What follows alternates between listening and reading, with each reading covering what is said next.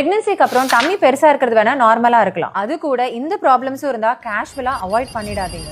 excess body fat, diastasis recti, stress, PCOD, postpartum depression, bloating, constipation, hair fall, acne, body pain லாம் சின்ன விஷயம் நினைச்சு உடனே treatment எடுக்கலனா it will be very hard for you in the future. YouTube பார்த்து random diet, ab workouts, home remedies லாம் follow பண்ணிருந்தாலும் உங்க பாடியில எந்த சேஞ்சும் இருக்காது. கரெக்ட்டா?